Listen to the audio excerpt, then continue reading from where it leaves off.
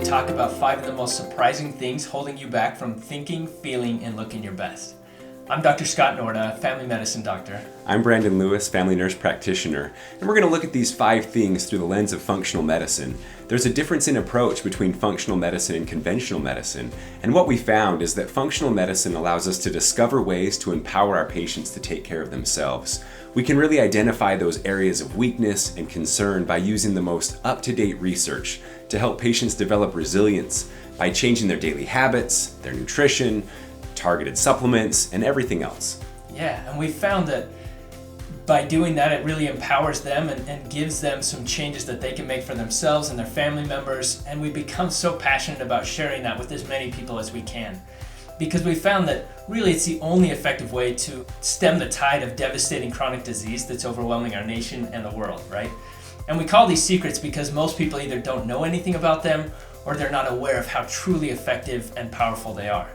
That's right. So let's look at a real life example of someone who we've helped find hope and healing by applying these wonderful principles. Love it. Okay, so Marcy is the person we're going to talk about. She's a 46-year-old woman. She ran a successful business. She's married, had 3 children, and she came in with symptoms of low energy, weight gain, feeling depressed and anxious, and feeling like her brain was kind of in a fog most of the time, is the way she explained it. She had several family members who died of heart disease, and her mom suffered from Alzheimer's disease for many years. And she had seen different doctors and didn't really feel any better after any of the approaches that they took, and really didn't want to take medications and didn't like the way that they made her feel. And she didn't want to be dependent on anybody or anything, is the way that she put it. And so she knew she could do better with her diet. She recognized she wasn't moving around as much as she should be, but her life was busy like all of us, right? And busy with work and her family. She would get home from work after a busy day and make and eat dinner, which was her main meal of the day, get the kids to bed, and basically just numb out on Netflix to calm down before she went to bed. She'd sleep about 5 to 6 hours and then wake up and do it all over again, right? Sounds pretty typical. It does, right? So what we did is we ran some labs on her, and we found her blood sugar and insulin were in kind of that pre-diabetes range. Her cholesterol was high, her liver enzymes were a little high, and there were markers of inflammation in her body, and a few key micronutrients were low, definitely vitamin D and I think magnesium as well. Basically, by implementing a few key changes, some of which we discuss, or we will discuss today, Marcy was able to completely overcome her symptoms and change her health trajectory for her life and for the long term. She's found renewed energy in her life, strengthened her relationships, a new sense of purpose, and that's exactly what we want to help each of you to do. So let's talk about these 5 things and jump into it right now. Love it. For the first 3 points, we're going to talk about toxins. Simply put, toxins are anything that can harm our body, or anything that our body has to either break down into smaller, safer substances, or eliminate them from the body completely. Now, we're hit with toxins from all angles in our life. The food we eat, the water we drink, the air we breathe, products we use, the list goes on and on. And it's up to our body to break down and eliminate all of these toxic substances. You know, as I think about these toxins coming in and our body having to do its best to deal with them, I think of that chocolate factory scene from I Love Lucy, when Lucy and Ethel need to wrap the chocolates coming down the conveyor belt. Everything is running smoothly while the conveyor belt is going slow, but as the conveyor belt gets faster and faster, Lucy and Ethel are scrambling to clear the chocolates from the belt. They're stuffing them in their mouths, down their shirts, in their hats, doing anything to keep up appearance that all is going well. Now, as our toxic load increases, our bodies do the exact same thing. So, what's the easiest way that we can support our body? We slow down the conveyor belt. We reduce the flow of input. So let's look at ways that we can do that, which brings us to our first point. Number 1, reduce consumable toxins. A high percentage of toxins that we're exposed to come from the things that we eat. I mean, just think about it. How many times per day are you eating or drinking something? So an easy way to reduce toxic burden is to eat organic foods and drink clean water. To help you know when eating organic is the most helpful, the Environmental Working Group releases 2 lists every year, the Dirty Dozen and the Clean 15. The Dirty Dozen are the most pesticide and chemical-laden non-organic foods on the market, and worth the extra cost to decrease your toxic burden. Some of the produce that is notorious for making the Dirty Dozen list are berries, grapes, tomatoes, and greens, such as spinach and kale. Now the Clean 15, on the other hand, is just the opposite. When your budget is tight, these 15 foods are ones that you can feel more comfortable buying in a non-organic section, and knowing that you're still keeping your toxin exposures down to a minimum, hopefully. Some examples from the list this year are avocados, pineapple, and onions. It's also important to remember the kinds of water you drink. Keep drinking from plastic to a minimum, and water filters are a great idea to use in your home. Water pitchers, reverse osmosis, Berkeys, tap filters, these are all great options. Our favorite type of filter is the carbon block filter, and an even better option is a naturally sourced spring water. Now, this is your goal. At this point, think about where you're getting your food and water on a daily basis. Think of 1 or 2 things that you can implement this week to reduce the toxic burden from your food and water. This could mean you set a goal to look at the Dirty Dozen or Clean 15 list and pick 1 or 2 foods to buy organic, or visit a local farmer's market to buy local produce. For hydration, you can set a goal for something as simple as converting to a reusable water bottle, or adding a water filter to your kitchen tap. Pause the video here to take a minute to write down your goal.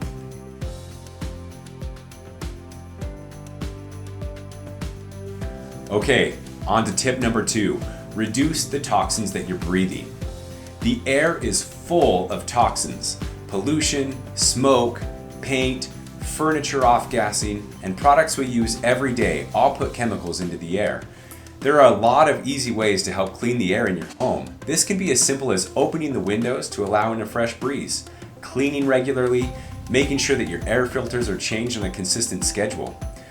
You can also keep indoor plants to help filter the air, as well as add air filters to your home. A great location for one is just under your air return on your HVAC system. It's also important to remember to reduce the amount of toxins we're putting into the air. So take a look at the personal care products you use, the cleaning supplies under your sink, air fresheners, any other products you use regularly, and always opt for natural products. It's best when you can recognize all the ingredients on the label. You can even make your own. Now it's time to set a goal to improve the air you are breathing. When was the last time you changed your air filter in your home? What about the air filter in your vacuum? Could you use an indoor plant? Maybe you set a goal to visit your local nursery and discover a new favorite indoor plant. And if you're feeling motivated, take a look at your cleaners and personal care products. Choose one to change today to a more natural alternative. Pause this video, take a minute to write down your goal. You are on your way to slowing down that conveyor belt of toxic burden. Now it's time to support the body in eliminating toxins more effectively, which leads us to tip number 3. Tip number 3, optimize your body's ability to detox. One of the best detox pathways that we have is sweating. Find ways to increase sweating in your daily routine. You can add in exercise or incorporate infrared sauna therapy. There are some wonderful portable saunas available on the market. You can also add in cold therapies such as ice baths and cold showers, as the combination of hot and cold therapy together has been shown to support detox more than just sweating alone.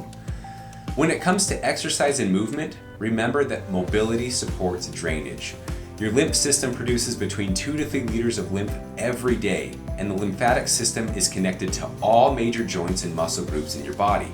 If you want to support detox in these areas, keep up your range of motion. You can use something called voodoo floss, which was coined by physical therapist Kelly Starrett, which helps smash that myofascia around your joints. And it changes the brain signaling from the area to improve drainage and motion. Another resource available are called CARS, or Controlled Articular Rotations. This is a routine that walks you through the range of motion in your joints and helps you identify the problem areas that could benefit from voodoo flossing and mobility in general. This is something that you can YouTube today or incorporate into your next warm-up. Now, as a final note on tip number 3, remember to stay hydrated.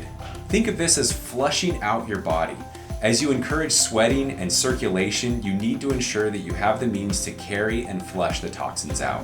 So it's crucial that you are drinking at least half your body weight in ounces of a clean sourced water every day.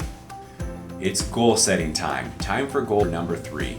Think about your exercise routine. Is it consistent? Do you break a sweat? How is your joint mobility? Maybe you set a goal to go through a controlled articular rotation this week and find your areas of range of motion that are challenging. Have you ever used a sauna? Have you ever taken a cold shower recently? Try one this week. Or do you track your hydration? Do you know how much water you're drinking every day? You could set a goal to drink half your body weight in ounces of water every day. Or do it all. Feel free to pause the video here to take a minute to write down your goal.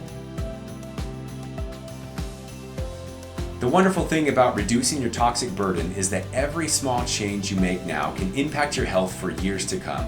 It's okay to start small, and if you'd like to dive into all 3 of these tips in more detail without feeling overwhelmed, we've created a program that breaks down reducing your toxic burden into bite-sized, very practical, and approachable pieces.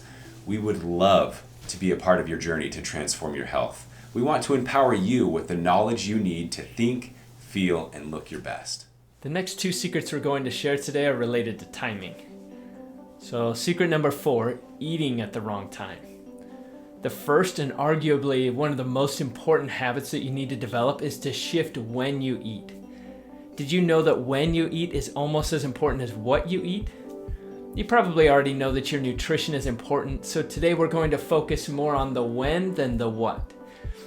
We can talk about what certainly at other times, but if you like what you're learning today and want to learn more about what you should eat, we'll talk more at the end about how to do that. For a lot of people with busy lives, a good breakfast and sometimes even lunch are a luxury, and dinner is their only real meal.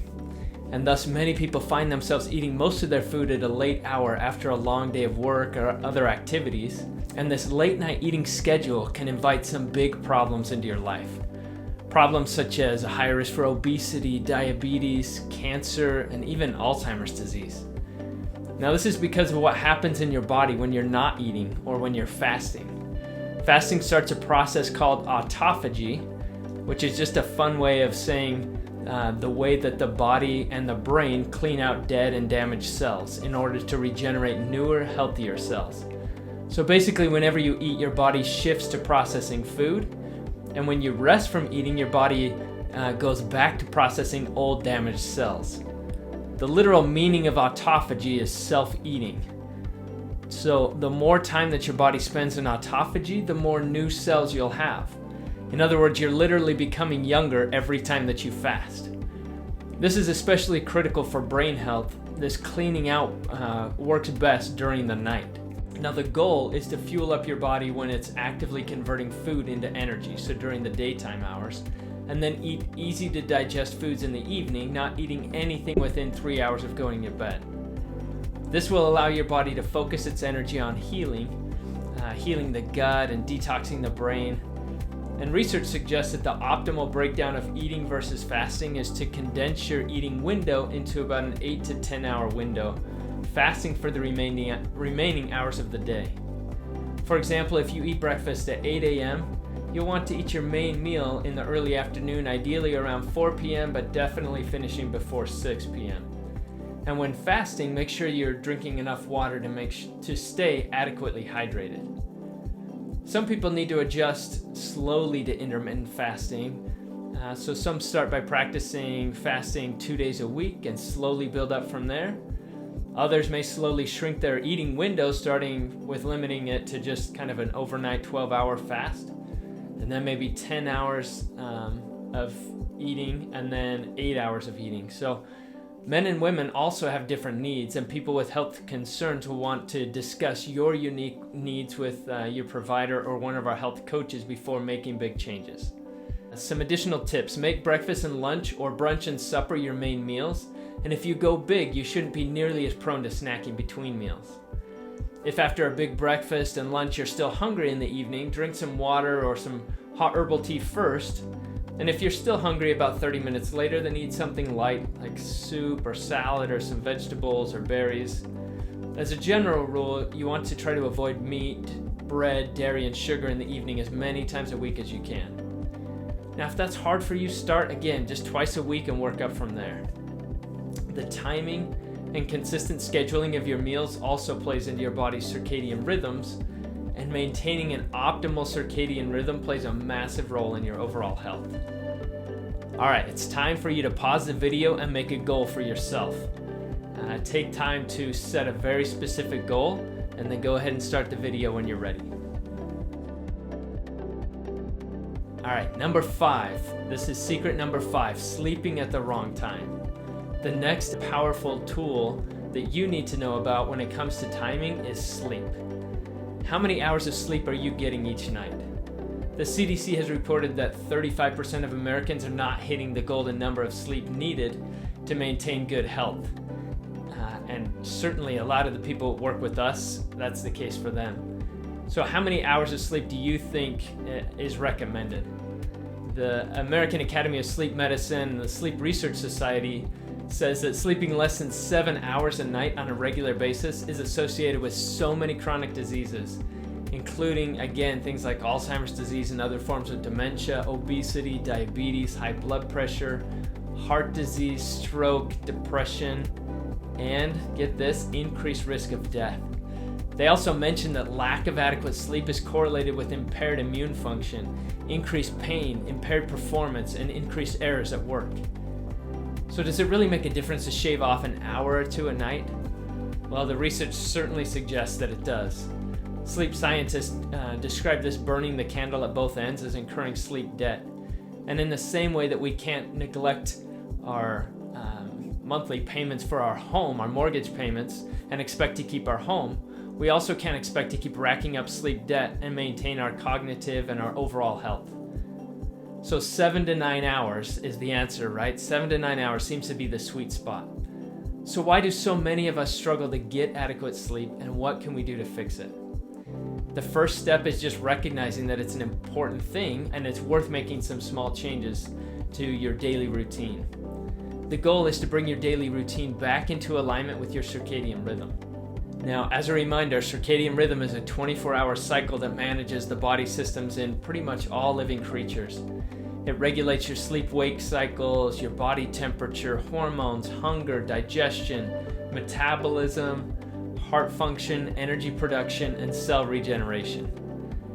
Listen closely to these 9 signs that you're off your circadian rhythm and see if any of them apply to you.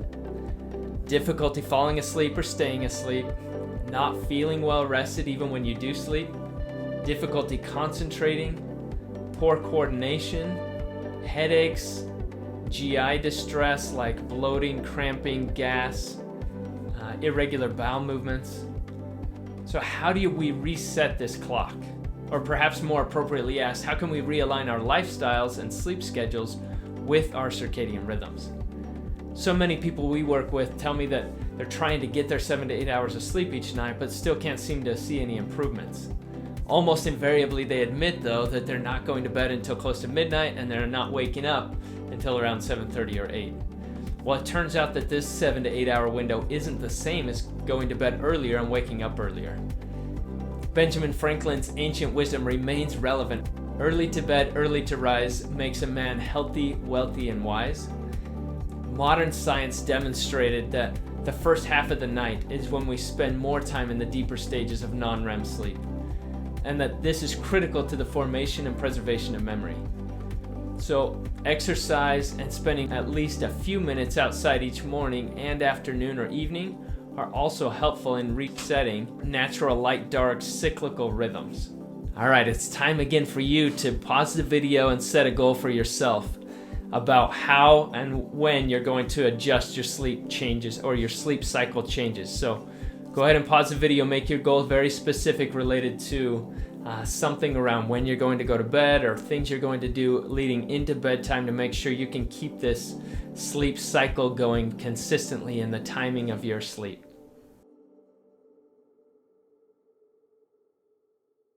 Let's come back to Marcy now. So she decided first to shift her evening routine.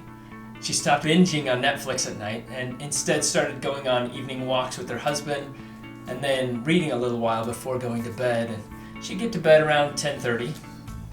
And this set the stage for her to the next day to start waking up a little earlier so she could fix herself and her family a nutritious breakfast and pack a lunch. And she found that she didn't need to snack throughout the day at work and usually wasn't hungry when she got home. And if she was, she'd usually try some of the things we already talked about, right? Like maybe she'd have some leftover soup or she'd have some herbal tea or something like that. Now, she also cleaned up what she was eating and drinking and products that she was using. So some of the things that Brendan talked about, started to eliminate those toxins. And she even decided to invest in a small portable sauna and implemented those cold showers, which sometimes is a tough sell for people, but it makes such a difference, right? After the sauna, she would do the cold showers, or she would exercise a few days a week. These changes didn't happen all at once, but over several months, Marcy was able to completely change how she felt.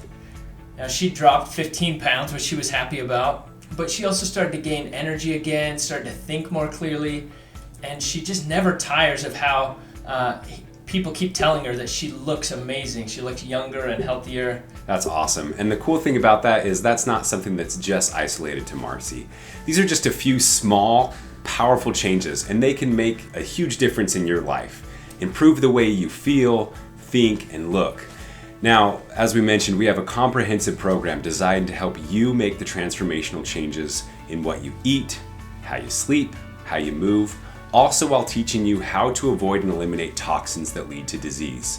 We walk you through upgrading your mindset, how to recognize and deal with stress effectively, and our entire program is based on the most up-to-date science. We're constantly making adjustments just to make sure that the newest information available is yours.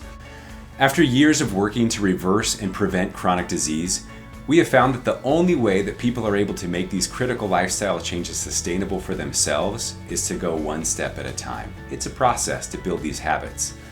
Brain fog, fatigue, weight gain, pain, chronic disease, these are not actually signs of getting older, and they don't need to be part of your future. A decline in aging, as many people think of it, is optional. Thinking, feeling, and looking your best for years to come is within your reach. We've helped thousands of people achieve this, and we're excited to empower you to live your best life right now and for many years to come. You can click on the link to take our unique quiz designed to help you see if you're a good fit for one of our Resolve root cause programs.